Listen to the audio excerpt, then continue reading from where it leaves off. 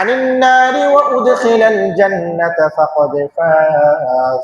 ও দুনিয়ার মুসলমান, দুইটা সন্তান বিদেশ আছে, দুইটা গাড়ি আছে, বাড়ি আছে, বড় বড় ধন সম্পদের মালিক হয়েছেন আপনি। আপনি মনে করতেছেন দুনিয়ায় সবচাইতে সফল কাম ব্যক্তি আপনি, কিন্তু আল্লাহ পাক বলছেন আমার কাছে সবচাইতে সফল ব্যক্তি ওই ব্যক্তি যেই ব্যক্তি নিজেকে জাহান্নামের আগুন থেকে বাঁচিয়ে জান্নাতের ভিতরে প্রবেশ করাইতে পারলো। সুবহানাল্লাহ। আল্লাহ পাকের কাছে সবচাইতে সম্মানিত ব্যক্তি, আল্লাহ পাকের কাছে সবচাইতে সফলকাম ব্যক্তি হচ্ছে ওই ব্যক্তি যেই নিজের নফসকে জাহান্নামের আগুন থেকে রক্ষা করতে পারলো। আল্লাহ পাক দুনিয়ার বুকে যে সমস্ত বিধিনিষেধ গুলো দিয়ে পাঠিয়েছেন, ওই বিধিনিষেধ গুলো যথাযথভাবে পালন করতে পেরেছে, এরপরে আল্লাহর সন্তুষ্টি অর্জন করে বান্দা জান্নাতের ভিতরে ঢুকতে পেরেছে, ওই বান্দা দুনিয়ার বুকে আল্লাহর কাছে সবচাইতে বেশি সফল। সুবহানাল্লাহ। এজন্য দুনিয়ার বুকে যত নবী রাসূল এসেছেন সবাই আমাদেরকে সেটা বুঝিয়েছেন। কি বুঝিয়েছেন? জাহান্নামের আগুন থেকে বাঁচতে হবে, আল্লাহর কথা মতো জীবন যাপন করতে হবে। ঈসা আলাইহিস সালাম শেষ নবী, রাসূল সাল্লাল্লাহু আলাইহি ওয়াসাল্লামের আগের নবী। উনি ওনার মৃত্যুর পরে উনি মৃত্যুবরণ করেন নাই, ওনাকে আল্লাহ পাক আসমানে উঠিয়ে নিয়েছেন। উনি কিন্তু শেষ জামানায় আবার আসবেন, এগুলো আমরা জানি না ওয়াজ। শেষ জামানায় উনি আবার আসবেন, উনি এসে দাজ্জালকে হত্যা করবেন। উনি রাসূল সাল্লাল্লাহু আলাইহি ওয়াসাল্লামের উম্মত হয়ে আসবেন, নবী হিসাবে আসবেন না।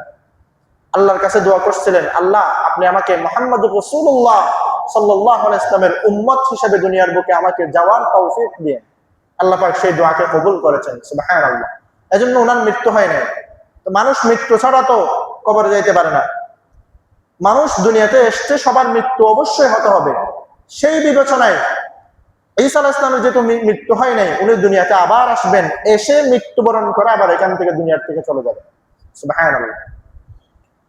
মুসলমান ইমানদার, ঈসা আলাইহিস সালামের পরবর্তী 570 বছর পর্যন্ত, 500 বছর পর্যন্ত দুনিয়ার বুকে আর কোন নবী আগমন করে নাই, দুনিয়ার বুকে আর কোন নবী রাসূল আসে নাই।